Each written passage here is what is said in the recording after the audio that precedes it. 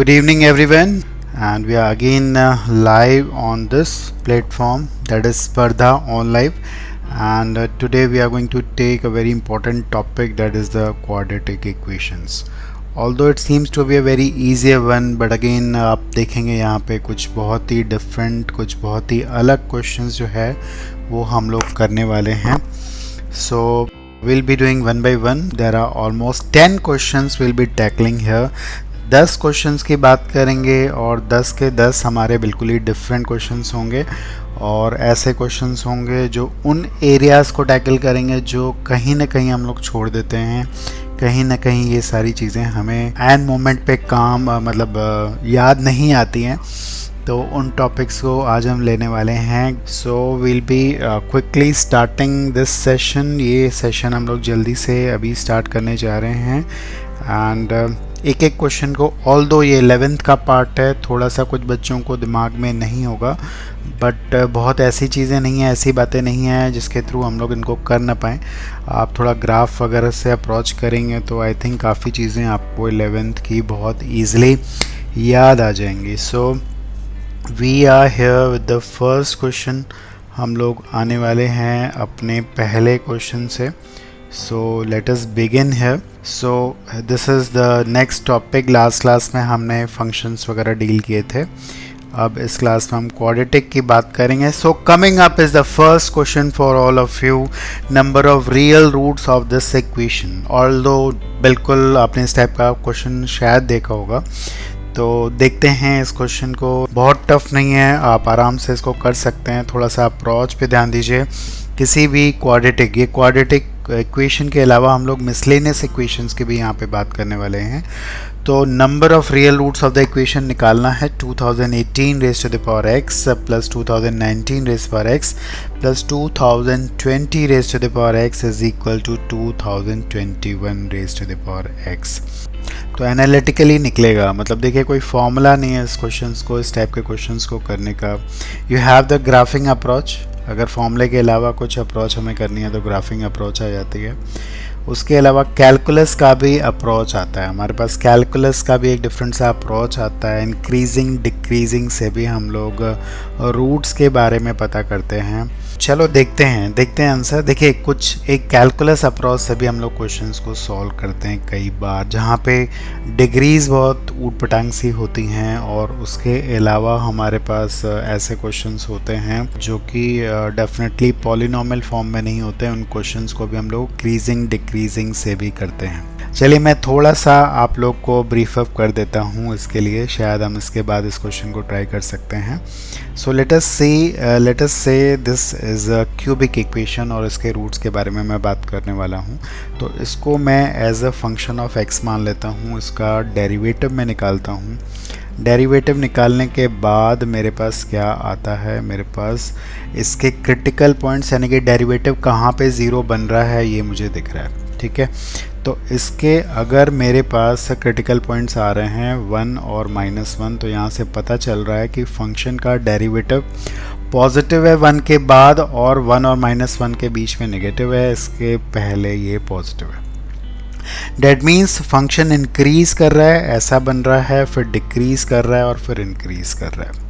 तो अगर आपको इसका ग्राफिंग का थोड़ा सा आइडिया मिल जाता है तो डेफिनेटली आप रूट्स के बारे में बहुत आसानी से बात कर सकते हैं. लेकिन इसके बाद फर्दर कुछ हमें देखना ज़रूर है. इसमें क्या देखना है, एक तो 1 और -1 क्रिटिकल पॉइंट्स हैं, ये तो हमें पता चल रहा है, लेकिन 1 और -1 पे इसकी वैल्यूज़ क्या होंगी ये भी हमें पता चलना चाहिए.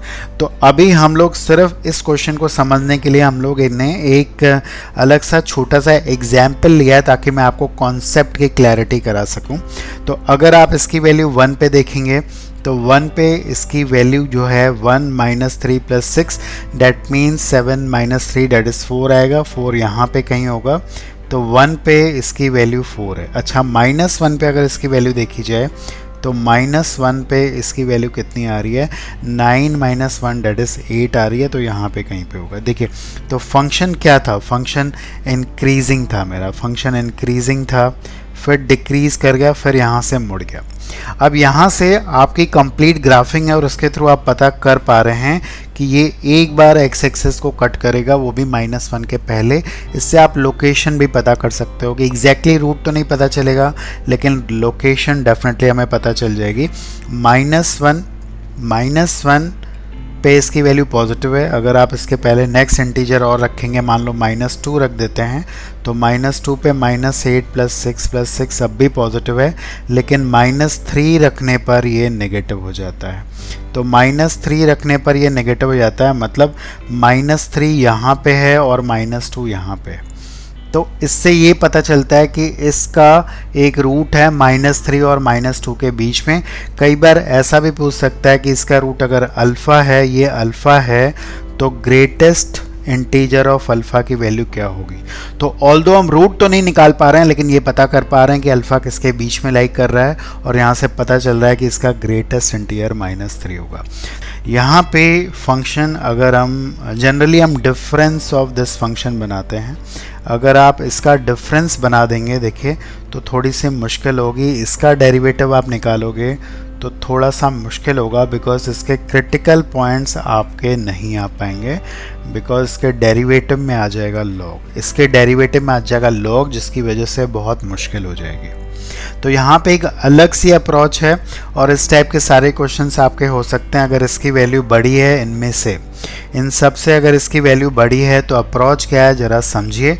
इसको आप डिवाइड कर दीजिए, इसको आप डिवाइड कर दीजिए, मतलब आपके पास आ जाएगा 2018 upon 2020 raise to the power x, 2019 upon 2020 raise to the power x, and 21 आएगा, यहाँ पे 21 आएगा, और यहाँ पे आएगा 2020 upon 2021 raise to the power x। इधर आएगा 1, उस 1 को इधर ले आइए और इसको बना लो इसका एक फंक्शन।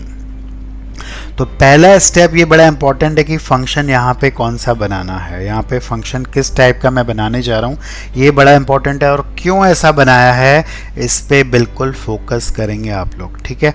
इस पे थोड़ा सा शायद आप लोग को नज़र नहीं आ रहा है, तो मैं थोड़ा सा स्क्रीन को बच्चों एडजस्ट कर ले रहा हूँ। Let me adjust it. I think अभी आप लोग को विजिबल हो जाएगा।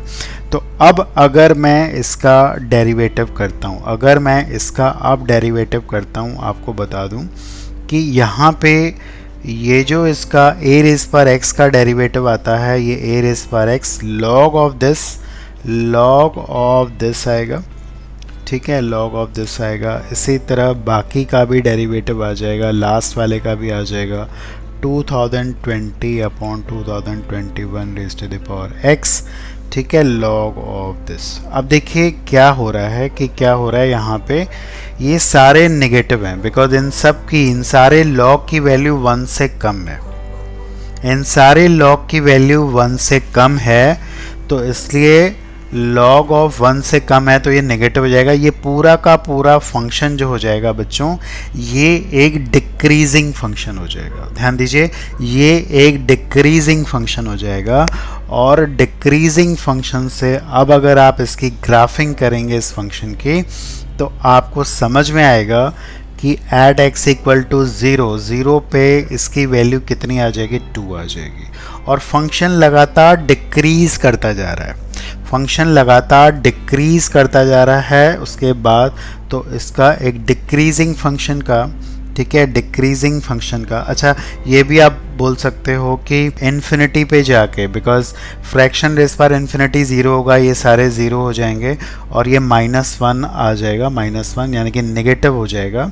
तो इसलिए इसका सिर्फ और सिर्फ एकमात्र एक ही रूट होगा, फंक्शन अगर डिक्रीजिंग है या इंटायरली इंक्रीजिंग है, ठीक है। तो आप चेक कर सकते हैं कि उसका मैक्सिमम एक ही रूट होगा, मैक्सिमम एक रूट होगा। मैं बोल रहा हूँ, इस बात को ध्यान रखिएगा, क्योंकि साइन का चेंज होना ज़रूरी है। जैसे इन्फिनिटी में मैंने बोला -1 आ रहा है और 0 पे प्लस हो रहा है, तो साइन का चेंज होना बहुत ज़रूरी है, तभी हम कह सकते हैं कि इसका जो होगा वो एक ही रूट आएगा, ठीक है। एक से ज़्यादा रूट तो हो नहीं सकता, ठीक है। फंक्शन डिक्रीजिंग है और 0 पे पॉजिटिव वैल्यू आ रही है, इन्फिनिटी पे जाके नेगेटिव वैल्यू आ रही है, तो एक बार ही कट करेगा, एक से ज़्यादा बार ये कट नहीं करेगा। तो बहुत डिफरेंट अप्रोच है। और 2021 से डिवाइड करना, अब आप ये समझ पाएंगे राइट हैंड साइड जो बेस है वो इन सब से बड़ा होना चाहिए। अगर आप इस टाइप का कोई भी क्वेश्चन करोगे, अब आप इसको भी कर सकते हो, आप अपने आप से ये क्वेश्चन बना के कर सकते हो, ठीक है। इस टाइप का मैंने क्वेश्चन बना दिया। इस तरफ अगर मैंने वैल्यू बड़ी रख दी, आप इसमें भी करेंगे, फंक्शन डिक्रीजिंग होगा, एक ही रूट आएगा। तो इस टाइप के कितने भी वेरिएशंस हो जाएं, आप आराम से इसको कर सकते हो। So I do hope you have got this concept. Okay, this is the next question. Modulus of x square plus 4x plus 3 minus mx plus 2m equal to 0 has 3 solutions, then m is equal to। यहाँ पे दिया हुआ है कि इस equation के exactly 3 solution है, 3 solutions, then what is the value of m। m की वैल्यू हमें बताना है कि m क्या होगा यहाँ पे। So please go for this question, again a different one. Okay, I am coming to the solution. देखिए यहाँ पे ग्राफिंग अप्रोच, बिल्कुल आप सबने सही पहचाना कि ग्राफ एक सही अप्रोच होगा, but I have got only one answer correct. एक ही आंसर मेरे पास अभी तक सही आया है। देखते हैं, देखिए आप मॉड के अलावा बाकी टर्म को अगर दूसरी तरफ ले जाएंगे तो क्या होगा, चलो देखते हैं यहाँ पे। तो इसका ग्राफ अगर मैं बना लूँ, इसका ग्राफ अगर आप बनाओगे यहाँ पे तो प्रॉपरली देखने जाएंगे हम लोग। इसके रूट्स जो हैं वो क्या क्या हैं, इसके रूट्स जो हैं वो हैं 1 -1 एंड -3, ठीक है। -1 -3 रूट्स हैं, -3 is here and -1 is here. तो पैराबोला कुछ ऐसा ही बनेगा, बोलो भाई ऐसा ही बनेगा, ठीक है। अगर आप इसका ग्राफ देखोगे तो ये एक लाइन है विच इज़ पासिंग थ्रू 2,0, ये 2,0 से, दैट मीन्स यहाँ से ये लाइन ड्रॉ हो रही है 2,0 से with the variable slope. Slope इसका वेरी कर रहा है। देखिए अगर स्लोप इतना है तो आपको 2 इंटरसेक्टिंग पॉइंट्स मिलेंगे और 2 सॉल्यूशंस मिलेंगे। हमें क्या चाहिए, हमें एग्जैक्टली 3 सॉल्यूशंस चाहिए, मतलब it should be touching right है। अब आपको ये बता दूं, यहाँ पे जो गलती होती है, बच्चे क्या करते हैं, इसको टॉप मोस्ट पॉइंट पे टच करा देते हैं। टॉप मोस्ट पॉइंट पे अगर टच होगी लाइन तो वो पैरेलल टू एक्स एक्सिस होगी, तो टॉप मोस्ट पॉइंट पे लाइन टच नहीं होगी। तो यहाँ पे करना क्या है, बड़ा इजी है अप्रोच, ज़रा ध्यान से यहाँ पे समझेंगे। इस पॉइंट को आपको मानना पड़ेगा, it is lying on this curve, ये वाला कर्व है। ये वाला कर्व -3 और -1 के बीच में नेगेटिव साइन के साथ खुलेगा। सबसे पहले ये समझ लें आप लोग। तो यहाँ पे जो पॉइंट मुझे मानना होगा, अगर मैं x को अल्फ़ा मान रहा हूँ तो y भी अल्फ़ा के टर्म में हम लोग मान लेंगे, -α² -4α -3। एग्जैक्टली इस कर्व पे मैंने पॉइंट को माना है। अब यहाँ पे जो डेरिवेटिव आएगा मेरा, ये डेरिवेटिव क्या आएगा, वो आएगा -2α एंड -4, ये आएगा -2α -4। और ये जो डेरिवेटिव होना चाहिए किसके बराबर होना चाहिए, आप देखिए अभी डेरिवेटिव को कनेक्ट करना पड़ेगा। आपको ये पॉइंट भी दिया है, इससे कनेक्ट होंगे, ठीक है।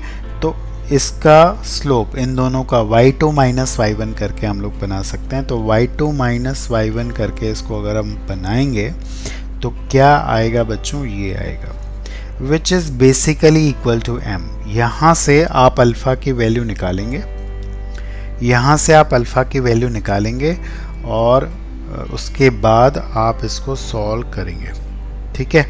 तो आई थिंक कुछ गड़बड़ हो गई, थोड़ा पेन का प्रॉब्लम हो गया। Okay I am very sorry, I have use the wrong pen, green pen मैंने यूज़ कर ली है। एक बार मैं दोबारा से, I am very sorry for that, I will do it again for you. आप देखिए अभी मैं दोबारा से कर देता हूँ।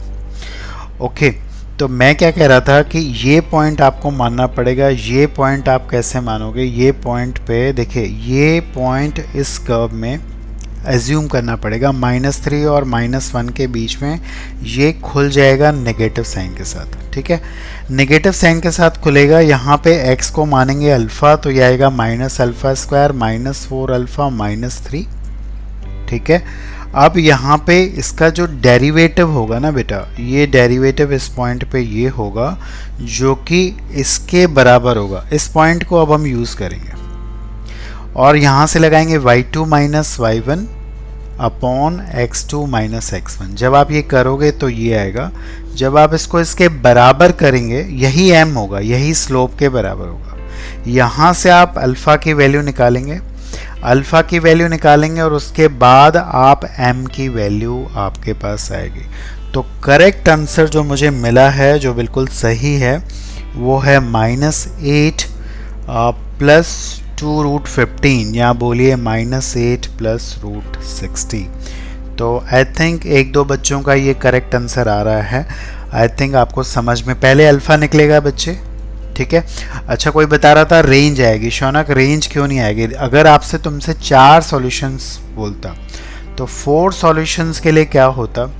4 सॉल्यूशंस के लिए आपको बता दूं शौनक क्या होता कि ये लाइन ऐसे कट करती और 0 से, देखिए यहाँ पे स्लोप जो उसका हो जा रहा है वो 0 हो जा रहा है। तो इस पॉइंट से लेकर m की वैल्यू जो है वो इससे और 0 के बीच में हो जाती, तब आपको एक पर्टिकुलर रेंज आती। So I do hope you have got the concept. We are moving to the next question. अगर आप लोग को समझ में आ गया है तो -8 प्लस रूट 60, आई थिंक ये एक स्लोप है। दूसरा वाला -√60 नहीं आएगा, बिकॉज उस केस में ये डेफिनेटली, देखिए अल्फ़ा जो होना चाहिए ना, अल्फ़ा की 2 वैल्यूज़ आएंगी।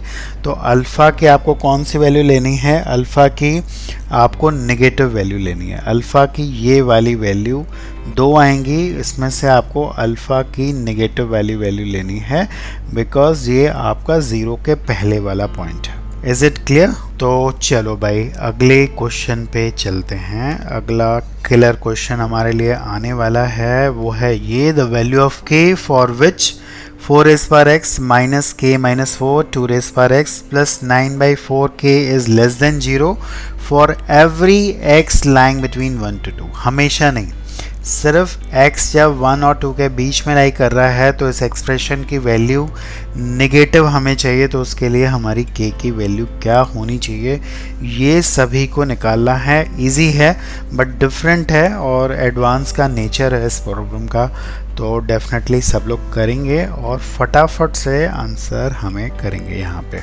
अरे एक बार चेक कर लो आप भी, माइनस आप लोग सब लोग देख लेना। अल्फ़ा की वैल्यू मैंने दे दिया है, m की वैल्यू -8 प्लस रूट 60 आ रही है या -√60 आ रही है। मुझे लग रहा है कि वो थोड़ा चेक कर लेना, मेरे ख्याल से तो +√60 आनी चाहिए। बस उसमें रखना है आपको m is equal to -2 alpha -4। तो जब 2 -√15 आप +√15 सॉरी -√15 रखेंगे तो प्लस वाला आना चाहिए। एक बार चेक कर लेना बेटा। Okay, this is the next question, a killer question for all of अस। देखते हैं, बिल्कुल क्वाड्रेटिक इसको आप बना सकते हो। ये आपको बता दूं कि 4 raised power x 2 raised power x है, तो you can make it quadratic. और यहाँ पे दिया है कि 1 और 2 के बीच में इसकी वैल्यू 0 से छोटी होनी चाहिए। हमेशा हमें 0 से इसकी वैल्यू छोटी नहीं चाहिए, 1 और 2 के बीच में सिर्फ हमें इसकी वैल्यू 0 से छोटी चाहिए बच्चों। Okay, I can give a simple clue that इसको आप क्वाड्रेटिक बना के काम कर सकते हैं, ठीक है। भले ये एक्सपोनेंशियल में तुम्हारा पूरा एक्सप्रेशन है, but if you replace 2 raised power x t, सबसे पहले सिंपल सोचिए, 2 raised power x को अगर आप t से रिप्लेस कर देते हैं तो ये t में बन जाती है क्वाड्रेटिक। ये बच्चों t में बन जाएगी क्वाड्रेटिक, आप देख सकते हैं। This is the quadratic in t, f of t, ठीक है। तो आप देखिए, अगर आपको हमेशा कोई चीज़ नेगेटिव चाहिए, अगर ये हमेशा हमें नेगेटिव चाहिए होता तो पैराबोला पूरा का पूरा डाउनवर्ड होता, एक्स एक्सिस के नीचे होता, और आप हर वैल्यू पे देखते कि इसकी वैल्यू जो होगी वो लेस देन 0 हो चाहिए, ठीक है। बट सबसे पहले यहाँ पे बोला है x 1 to 2 के बीच में आपको नेगेटिव चाहिए। अगर x 1 और 2 के बीच में लाई करता है तो t किसके बीच में लाई करेगा, ये इंपॉर्टेंट है, t 2 और 4 के बीच में लाई करेगा।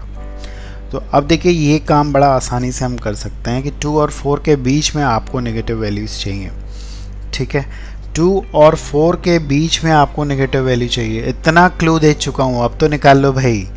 2 और 4 के बीच में you want this to be lesser than 0। T जो आएगा वो 2 और 4 के बीच में इसकी वैल्यू नेगेटिव होनी चाहिए। स्टिल आप लोग दोनों केसेस पे प्रॉपर्ली ध्यान नहीं दे रहे हैं, और जिसकी वजह से काफ़ी लोगों का आंसर गलत आ रहा है। प्लीज़ प्लीज़ प्लीज़ प्लीज़ थोड़ा सा ध्यान से क्या करो, जल्दीबाजी नहीं है, जल्दी आंसर नहीं देना है। इतना समझने के बाद भी अगर आप आंसर गलत दे रहे हो तो इट्स नॉट करेक्ट। तो 2 और 4 के बीच में कंडीशन क्या लगाओगे बताओ, बोलो, कंडीशन क्या लगाओगे? 2 और 4 के बीच में नेगेटिव चाहिए। पैराबोला अपवर्ड है, पैराबोला भाई अपवर्ड है, हमेशा तो ये नेगेटिव वैल्यू दे नहीं सकता है, समझ में आ रहा है? तो 2 और 4 इस कटोरे के बीच में होनी चाहिए, 2 और 4 इस कटोरे के बीच में होनी चाहिए। तो कंडीशन क्या लगाओगे बच्चों? f of 2 less than 0 and also f of 4 less than 0 लगा दो भाई। देखो k क्या आ रहा है, और इंटरसेक्शन लेना है, k का इंटरसेक्शन लेना है।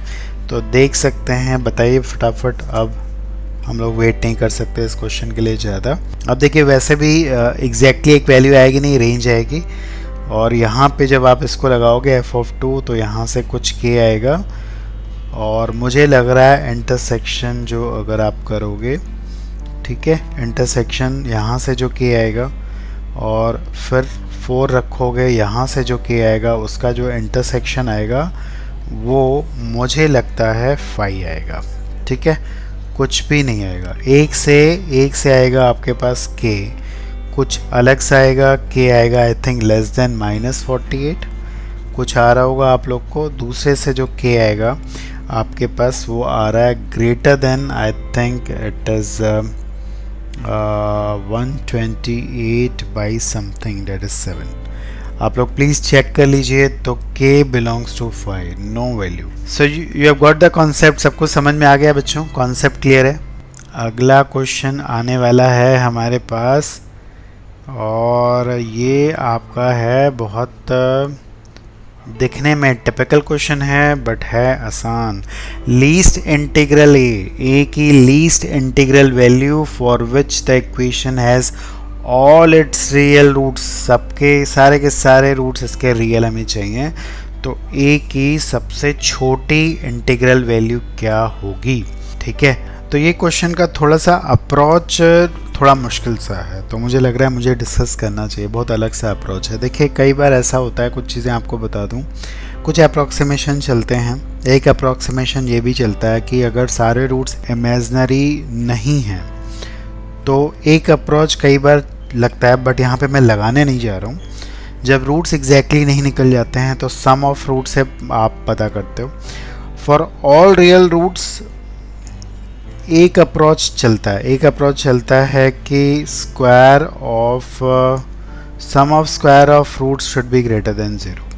यहाँ से एक अप्रॉक्सीमेटली कई वैल्यू आती हैं कई बार, और इसको हम लोग सम ऑफ रूट से निकाल लेते हैं कई बार इस तरह से, और इस तरह से आप निकाल के ये चीज़ कर सकते हो। ये एक अप्रोच चलता है, बट स्क्वायर का सम पॉजिटिव होगा तो सारे रूट्स रियल आएंगे, ये जरूरी नहीं है। हाँ, अगर रियल है तो इसका स्क्वायर का सम पॉजिटिव होगा, ये जरूरी है। तो ये एक अप्रॉक्सीमेशन चलता है, आपको मैंने सोचा चलते चलते बता दूं। ठीक है, चलते चलते मैं आपको बता दूं। एक अप्रोच ये अलग सा क्या है कि वैसे हम x को वेरिएबल मान के चलते हैं। आई थिंक किसी ने लिखा था कि a को ही वेरिएबल ले लें, यानी कि a में एज अ क्वाड्रेटिक इक्वेशन हम बना लें। अगर आप a में क्वाड्रेटिक इक्वेशन बना लोगे तो शायद एक अलग सा अप्रोच आपको यहाँ पे नज़र आएगा। ठीक है, ज़रा देखते हैं। तो अगर मैं a में क्वाड्रेटिक इक्वेशन बना दूं तो a की वैल्यू देखते हैं क्या आ रही है, ज़रा देखो, -v प्लस माइनस। ये एक अप्रोच इजी हो सकता है अगर आपका a ईज़िली अच्छे से सॉल्वेबल है। तो मैं यहाँ पे कुछ यही अप्रोच लगाने जा रहा हूँ। This is what we will get. a की 2 वैल्यूज़ आएंगी बेटा यहाँ पे, और ये परफेक्ट स्क्वायर बन जाएगा। आपको बता दूँ ये जो क्वांटिटी है आई थिंक ये परफेक्ट स्क्वायर बन जाएगी। ये आ जाएगा 4x4 तो कट जाएगा तुम्हारा, और यहाँ पे आ जाएगा तुम्हारे पास 4x square minus 4x plus 1, तो ये बन जाएगा हमारा परफेक्ट स्क्वायर। तो a की वैल्यू जो आ जाएगी 2x square plus 1 and this is 2x minus 1/2। ठीक है, तो यहाँ से a की दो वैल्यूज़ आ जाएंगी। a की एक वैल्यू मैं क्विकली लिख ही देता हूँ आप सबके लिए, ताकि हम लोग नेक्स्ट क्वेश्चन पे आगे बढ़ जाएं। a की एक वैल्यू आएगी आपके पास x स्क्वायर प्लस x, और a की दूसरी वैल्यू जो आपके पास आएगी वो आएगी x square minus x plus 1। तो अब यहाँ से आप निकाल सकते हैं कि इसके भी रियल रूट, इसके भी रियल रूट, और दोनों का जब कॉमन सॉल्यूशन देखेंगे तो 3/4 से बड़ी आएगी वैल्यू। और इसके बाद मतलब इसका भी d ग्रेटर देन 0 करोगे, इसका भी d ग्रेटर देन 0, तो लीस्ट इंटीग्रल वैल्यू जो आएगी a की 1 आएगी। यस शौनक जी सर, वो स्टार्टिंग वाला पॉइंट समझ नहीं आया। मैं ये कह रहा था कि कुछ अप्रॉक्सीमेशन, ये एक्स्ट्रा चीज़ मैंने बताई है, इस क्वेश्चन में मैं नहीं लगा रहा हूँ। मैं कह रहा हूँ कई बार ऐसे वेरिएबल्स में इक्वेशन होती है, तो अगर एक कंडीशन रफ कंडीशन है, नॉट द एग्जैक्ट कंडीशन, कि सम ऑफ स्क्वायर ऑफ रूट्स, अगर देखो सारे अगर रूट्स रियल हैं तो सम ऑफ स्क्वायर ऑफ रूट्स तो पॉजिटिव होना है, बट एक्चुअली रूट्स रियल हैं तो ऐसा होगा, ये कंडीशन हम लगाते हैं, लेकिन ऐसा होगा तो रूट्स रियल होंगे सारे, ये ज़रूरी नहीं है। इसलिए मैंने बोला ये रफ कंडीशन है, ये हमेशा काम नहीं करती, कई बार वेरिएबल्स होते हैं तो हम लगाते हैं, बट यहाँ पे हम लगा नहीं रहे बिकॉज हमारे पास एक बहुत ही डिफरेंट अप्रोच है, और ये अप्रोच हमारे पास यहाँ पे आई है। ग्राफ से अगर ग्राफिंग से ग्राफ बन जाता है तो अच्छे से कर सकते हैं, बट इससे आई थिंक आसान नहीं पड़ेगा ग्राफिंग से अनमोल। ठीक है, तो this is the different question जिसमें कि हमने a को वेरिएबल माना है, और उसके बाद सॉल्व करके हमने कंडीशंस लगाई हैं कि सारे रूट्स रियल होंगे या नहीं होंगे। So this is basically a star question for all of अस। ये अगला क्वेश्चन एक स्टार क्वेश्चन है, क्योंकि इसके अप्रोच जो हैं वो हमारे पास बहुत ही डिफरेंट आने वाले हैं। क्वेश्चन टफ नहीं है, स्टार क्वेश्चन इसलिए है बिकॉज अपने आप में इसमें कुछ ऐसी बातें हम लोग समझने वाले हैं यहाँ पे जो कि इस क्वेश्चन को अलग बनाएंगी। Number of integral solutions of this equation, इसके इंटीग्रल सॉल्यूशंस हमें निकालने हैं। ये आज का हमारा स्टार क्वेश्चन है, और x और y दोनों इंटीजर्स होने चाहिए। यहाँ पे ग्राफ वगैरह नहीं बोल सकते बिकॉज वेरिएबल दो हैं, यहाँ पे फंक्शन ऑफ x नहीं बन सकता है। तो आई थिंक क्वेश्चन हो जाएगा, बट इसके अप्रोच को आप ज़रूर समझना कि किस तरह से मैं आप लोग को इसके अप्रोचेस दे रहा हूँ। तो आई थिंक कुछ अप्रोचेस आप में से ज़रूर रहेंगे। So let us go for this question, number of integral solutions of this equation. So again a very different question for all of you. Shall we start? देखा जाए इसके solutions. Everyone, okay, this is the first one I am going to tell you. ठीक है, पहला approach मैं आपको बता रहा हूँ यहाँ पे, लेकिन इस अप्रोच से मेरे पास शायद सारे पेयर्स नहीं आ पाएंगे। जरा देखते हैं। देखिए, अगर x प्लस वाई से दोनों तरफ मल्टीप्लाई कर दें इसको, तो क्या आएगा? अगर आप x प्लस वाई से दोनों तरफ मल्टीप्लाई कर दें तो आपको कुछ इस तरह का इक्वेशन मिल जाएगा। Got it? 2 के क्यूब का सम 2 के सम के स्क्वायर के बराबर है। ऐसा कौन होता है भाई? कैसा? वैसे आपको बताऊं एक चीज़ नॉलेज के लिए, क्यूब ऑफ नेचुरल नंबर्स जो होता है ना, वो सम ऑफ नंबर्स का स्क्वायर होता है। ऐसा होता है, बट यहाँ पे दो ही नंबर्स हैं, तो एक ऐसा पेयर तो यहाँ से मुझे लगता है वो सेटिस्फाई करेगा। जो क्यूब ऑफ नेचुरल नंबर्स का फॉर्मूला होता है वो अगर आप नेचुरल नंबर का सम करो उसका स्क्वायर करो बराबर आता है, तो ये तो फॉलो इसको करेगा। बताइए क्या ये चीज़ आपको समझ में आई? मतलब 1 to 1 y2 और x2 और y1, यहाँ से हमें लग रहा है कुछ ऐसा बड़ा डिफरेंट सा है। क्योंकि ये नेचुरल नंबर्स के लिए, तो बाकी वैल्यूज़ यहाँ पे थोड़ी सी मुश्किल हो जाती है। लेकिन ये कह सकते हैं कि हमारे पास इससे और कुछ दूसरे वाले मतलब पॉजिटिव वाले पेयर्स नहीं आ पा रहे, बट कुछ कुछ यहाँ पे हमें एक अलग सी अप्रोच ज़रूर मुझे लग रहा है हम सबको मिली है।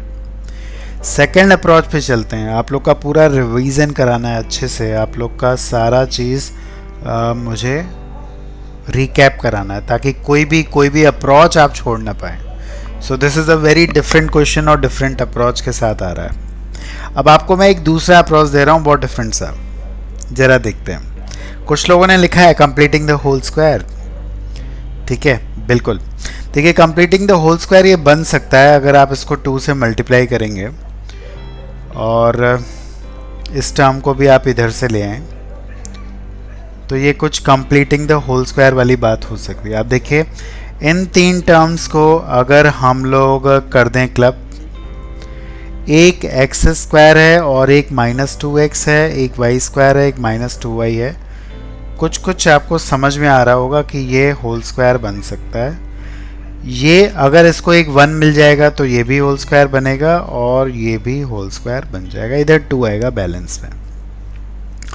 तो हमें चाहिए इंटीग्रल सॉल्यूशंस। इंटीग्रल सॉल्यूशंस अगर चाहिए तो पॉसिबिलिटीज़ क्या क्या हैं? इनमें से कोई 2 1 होंगे और एक 0 होगा।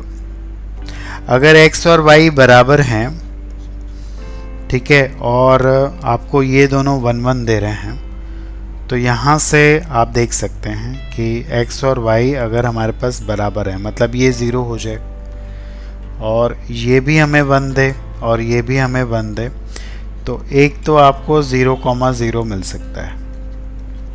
ठीक है, एक 0,0 तो डेफिनेटली मिलेगा। यहाँ से आप देख सकते हैं कि एक अगर x1 है तो y जो हो जाएगा वो 0 हो जाएगा, ये भी पॉसिबिलिटी है। y अगर 1 है तो x 0 हो जाएगा, ये भी पॉसिबिलिटी है, यहीं से मैं निकाल रहा हूँ। और प्लस और -1 भी हो सकता है, ये 1 और -1 दोनों ही मैं ले रहा हूँ। और क्या पॉसिबिलिटी है? डेफिनेटली आप एक को 1 रखोगे तो ये भी आएगा, 2 1 1 2 भी आएगा और ये भी आ जाएगा। मतलब ये सारे पेयर्स, 5 पेयर्स आपके पास आ रहे हैं। कुछ लोगों ने 5 लिखा था लेकिन उसके बाद उन्होंने आंसर अपना चेंज कर दिया। 6 कैसे आ रहे हैं? कुछ लोग 6 लिख रहे हैं, अब भी 5 आ रहे हैं ना भाई? क्यों? मुझे तो 5 ही लग रहे हैं, 5 ही लग रहे हैं। एक और है, कौन सा है बताइए? 2 1 2 2 भी है, बिल्कुल छठा पेयर ये है, 2,2 भी है। 6 पेयर्स होंगे, सबको समझ में आ रहा है? थर्ड अप्रोच बताऊं इसका? यस, 2,2 भी होगा, बिल्कुल ठीक है। थर्ड अप्रोच बताऊं अगर 2 अप्रोच समझ में आ गए हैं सभी को तो? एंड द थर्ड अप्रोच जो कि हमारे बहुत करीब है, बहुत क्लोज है हमारे, लेकिन हम भूल जाते हैं। थर्ड अप्रोच भी है जो हमारे बहुत क्लोज है, जो हम बहुत यूज़ करते हैं, लेकिन एंड टाइम पे हम गच्चा खा गए, हमने इसको ध्यान नहीं दिया।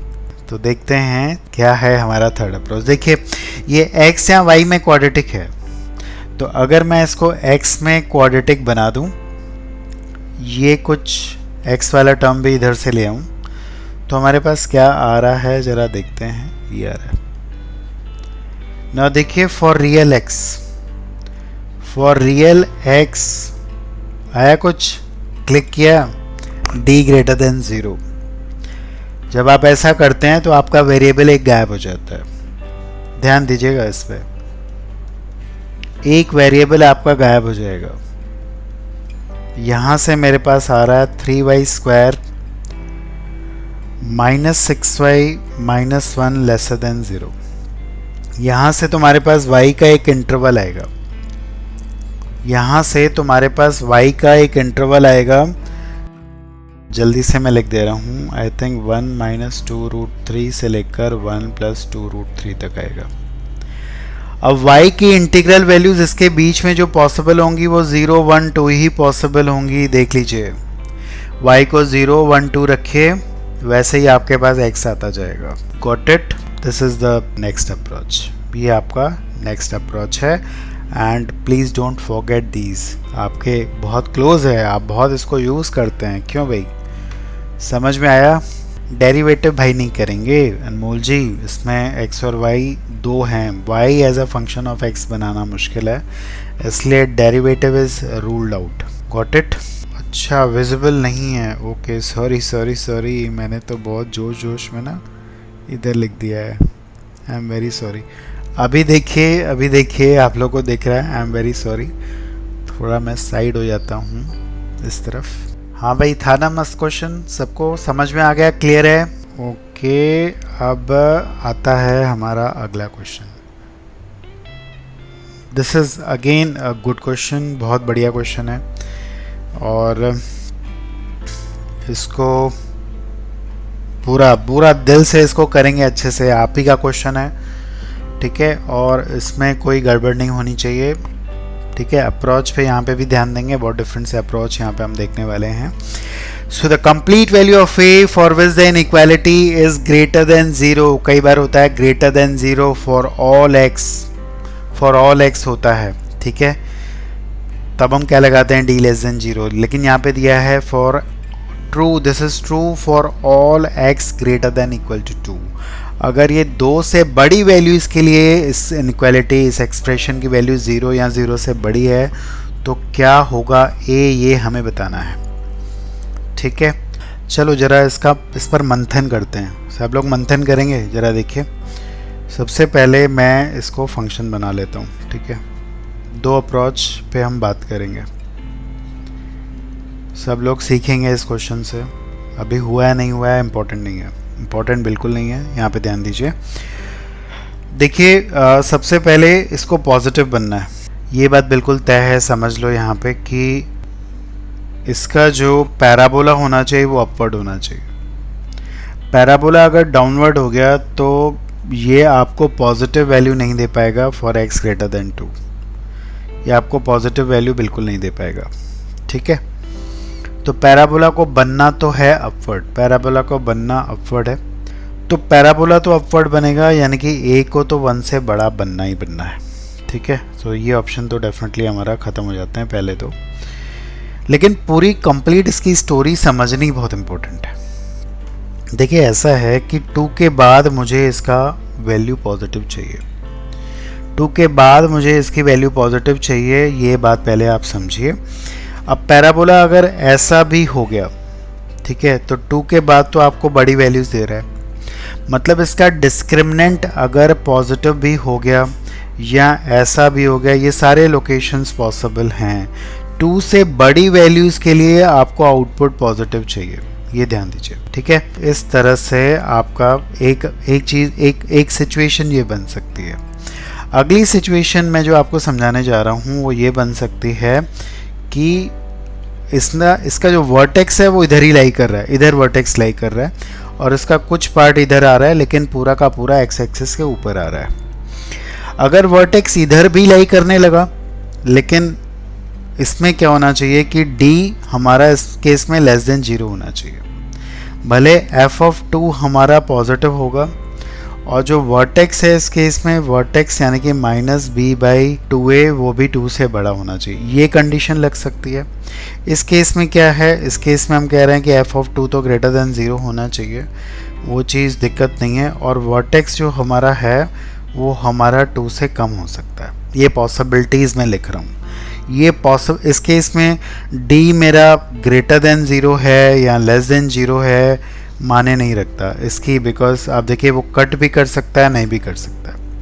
तो इन टोटल अगर आप इन दोनों पॉसिबिलिटीज़ के साथ प्ले करेंगे तब ए आपका कुछ बन के आ जाएगा, ठीक है, कुछ ए बन के आएगा। अगर आप इसकी कंप्लीट इसका अप्रोच देखना चाहते हैं, थोड़ा समझना चाहते हैं, बट मैं आपको थोड़ा देखिए, इससे आंसर आएगा, इससे भी आंसर आएगा, कोई दिक्कत नहीं है इसको लगाने के बाद, बिकॉज अभी ऑप्शंस कुछ और होते तो आप बोलते नहीं यार, तो ऑप्शन से सिर्फ मत जाइए, मैं आपको एक सही अप्रोच की बात बता रहा हूँ, एक अप्रोच जो कि डिफरेंट है, so it is going to be very different for all of us, so let us see that one. देखिए समझिए, यहाँ पे ए को अगर मैं एक साइड कर दूँ, ए को अगर मैं एक साइड कर दूँ तो आप देखिए एक्स वाले टर्म अगर मैं यहाँ पे एक्स स्क्वायर आ गया मेरे पास, I think this is a, अगर हाँ यहाँ पे ये आएगा प्लस ये आएगा, आई डू थिंक ए के साथ एक्स स्क्वायर आएगा, और डेफिनेटली माइनस एक्स आएगा यहाँ पे प्लस, और यहाँ पे आई थिंक माइनस, कहीं तो माइनस आएगा कहीं तो प्लस, ज़रा देख लेते हैं। देखिए बच्चों बताएं यहाँ पे क्या आ रहा है, a x square minus x square minus a x plus a plus one, तो यहाँ पे आ रहा है एक्स स्क्वायर माइनस एक्स। ठीक है, ये आ रहा है। आप देखिए इस अप्रोच को ध्यान से देखिए कि a को इससे बड़ा बनना है, तो हम क्या करेंगे कि इसकी निकाल लेंगे हम लोग रेंज, अगर हम रेंज निकाल लें, ठीक है, अगर इसकी हम लोग रेंज निकाल लें, इसकी सबसे बड़ी वैल्यू निकाल लें, तो a का हमें पता चल जाएगा कि a क्या होगा। क्या ये आप लोग को समझ में आ रही है चीज़? तो हम यहाँ पे एक अप्रोच, ये डिफरेंट, ये वाली अप्रोच तो आप करेंगे, आप कर सकते हैं, सबने लगाया होगा F of 2 greater than 0। Answer मैं बता दे रहा हूँ, डी है 7/3 टू इन्फिनिटी। लेकिन इस अप्रोच को ज़रा अगर हम देखेंगे तो क्या आ रहा है, प्लीज़ इस अप्रोच को समझिए। हमें इसको बड़ा बनना है, इसकी रेंज आप y निकाल के भी कर सकते हैं, लेकिन अगर मैं इसका डेरिवेटिव से काम करता हूँ तो कुछ मैं आपको एक्स्ट्रा बातें यहाँ पे बता सकता हूँ, और बहुत डिफरेंट सी बातें हम लोग पढ़ने वाले हैं। देखते हैं क्या आ रहा है यहाँ पे हमारा डेरिवेटिव हमारा कुछ ऐसा आ रहा है। सब लोग देखें, डेरिवेटिव हमारा कुछ ऐसा आ रहा है। अगर आप इसको पूरा सॉल्व करेंगे तो कुछ आपके पास ऐसा आएगा। देखो बहुत डिफरेंट सा अप्रोच है, ठीक है। अब देखिए यहाँ पे हो क्या रहा है, ज़रा ध्यान से देखा जाए। ये आपके पास क्रिटिकल पॉइंट आ रहा है -1/1, ठीक है। 1 के बाद ध्यान से देखना सब लोग, 1 के बाद ये पूरी चीज़ नेगेटिव आ रही है, इधर पॉजिटिव आ रहा है डेरिवेटिव, इधर नेगेटिव आ रहा है, मतलब फंक्शन डिक्रीजिंग है, फिर इंक्रीजिंग है, और फिर उसके बाद डिक्रीजिंग आ रहा है। आई थिंक आप लोग को ये चीज़ समझ में आ रही होगी। मैं थोड़ा अब इसका एग्जैक्ट ग्राफ यहाँ पे बना रहा हूँ, देखिए क्या हो रहा है। इससे आपको बहुत आपकी नॉलेज बढ़ने वाली है, प्लीज़ ध्यान से देखिए यहाँ पे।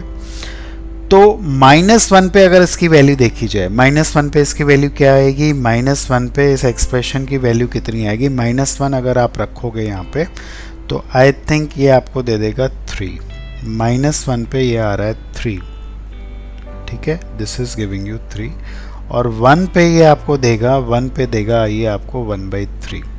एक मिनट ये चेक कर लेना, मैंने एक्सप्रेशन उल्टा तो नहीं लिखा है, ऊपर माइनस है नीचे प्लस है बच्चों, ये बात एक बार चेक कर लेते हैं, please let me check it. अगर आप a को सॉल्व करेंगे तो x² minus x, I think कुछ इसमें गड़बड़ आ रहा है, कुछ इसमें गड़बड़ आ रहा है, थोड़ा सा क्वेश्चन में एरर मुझे लग रहा है हो गया है, बट मैं आपको अप्रोच बता दे रहा हूँ, आप ग्राफ से इसका अप्रोच करेंगे। ग्राफ इसका अगर आप निकालेंगे तो यहाँ पे इसका ग्राफ जो आ रहा होगा, आपको बता दूँ कि ये आ रहा है इसका ग्राफ, ठीक है। थोड़ा सा मुझे लग रहा है कि क्वेश्चन लिखने में गलती हो सकती है।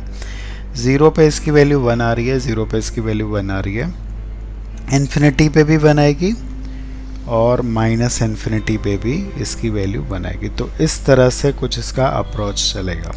अब यहाँ पे अगर आपको बता दूँ कि 2 पे इसकी वैल्यू जो आएगी, 2 पे अगर आप इसकी वैल्यू को देखेंगे तो 2 पे इसकी वैल्यू आ जाएगी 4 - 2 + 1 upon 4 + 2 + 1 that is equal to, थोड़ा क्वेश्चन में चेंजेस आ गए हैं, आई थिंक थोड़ा सा क्वेश्चन का ऑप्शन मेरे ख्याल से शायद मैच नहीं कर रहा होगा, तो I will correct in the next class. इसको हम लोग नेक्स्ट क्लास में करेक्ट जरूर करेंगे। आई थिंक यहाँ पे आ रहा है 3/7, क्योंकि प्लस माइनस का एक चक्कर हो गया, 7/3 नहीं आ रहा है, तो यहाँ पे 3/7 आप देख पाएंगे कि यहाँ पे 3/7 आ रहा है ये चीज़। अब देखिए इसकी जो रेंज है, अब देखिए ये जो 2 के बाद आप x को डाल रहे हैं, x को आप डाल रहे हैं 2 के बाद, और 2 पे इसकी जो आ रही है वैल्यू 3/7 आ रही है, और यहाँ पे मैक्सिमम वैल्यू आ रही है 1। अब जो है a को इससे बड़ा बनना है, तो मुझे लग रहा है कि थोड़े क्वेश्चन में चेंजेस से आपका ऑप्शन जो है वो सही नहीं आ रहा है। इसकी वैल्यू मैक्सिमम क्या आ रही है, 1 आ रही है, इसकी वैल्यू मैक्सिमम 1 आ रही है। मतलब इस इंटरवल में अगर आप 2 के बाद इसकी रेंज को देखेंगे, 2 के बाद इसकी रेंज को देखेंगे, 2 पे इसकी वैल्यू 1 आ रही है और इन्फिनिटी पे वैल्यू 1 आ रही है। क्या ये बात आप समझ रहे हैं? इन्फिनिटी पे जब आप एक्स स्क्वायर से डिवाइड करेंगे तो इन्फिनिटी पे इसकी वैल्यू 1 आएगी, तो इस तरह से आपका एसिम्पटोट बनेगा। तो अब इसकी जो रेंज आ रही है बच्चे, वो इस इंटरवल में 7/3 से लेकर 1 आ रही है। मतलब अगर आप ग्राफ 2 के बाद का खींचोगे तो इस टाइप का ग्राफ आ रहा है। तो 2 पे वैल्यू आ रही है 3/7 और इन्फिनिटी पे आ रही है 1। तो कायदे से इसका आंसर जो होना चाहिए, ए की वैल्यू 1 से बड़ी होनी चाहिए, बिकॉज ए को हमेशा इससे बड़ा बनना है। ए की वैल्यू 1 से बड़ी होनी चाहिए क्योंकि इसकी मैक्सिमम वैल्यू, इस एक्सप्रेशन की मैक्सिमम वैल्यू 1 आ रही है। तो अगर इसको हमेशा इससे बड़ा बनना है तो ए की वैल्यू 1 से बड़ी आनी चाहिए। बहरहाल मैं सही क्वेश्चन लिखवा के हम लोग नेक्स्ट बार करेक्ट करेंगे। वैसे मुझे थोड़ा बहुत याद तो आ गया है इस क्वेश्चन को, आप लोग थोड़ा बहुत चेंज करके एक बार करिएगा और इन ऑप्शंस को चेक करिएगा। अप्रोच आपको बता दी गई है, तो इसमें चेंज क्या करोगे, यहाँ पे मुझे लग रहा है यहाँ पे प्लस होना चाहिए और यहाँ पे माइनस होना चाहिए। ठीक है, एक बार इसको पूरा कंप्लीटली चेंज करके फिर आप ऑप्शंस को देखेंगे तो आई थिंक आपको सही आंसर मिलेगा। आई एम सॉरी हियर कि थोड़ा सा क्वेश्चन बहुत अच्छा है लेकिन थोड़ी गलती हो गई है यहाँ पे। चलिए, आई थिंक थोड़ा सा अप्रोच आपको समझ में आ गया होगा, ग्राफिंग का अप्रोच है। ओके, स्क्वायर कंप्लीशन से गायत्री सेइंग कि ए 1 से बड़ा आ रहा है। मैं आपको बता दे रहा हूँ कि ये दोनों क्वेश्चन आप लोग दोबारा से करिएगा, दोनों से करके देखिएगा, इससे ए 1 से बड़ा ही आएगा। और कुछ इन्वर्स करके आएंगे। Inverse circular function, will be taking inverse circular function in the next class. Okay.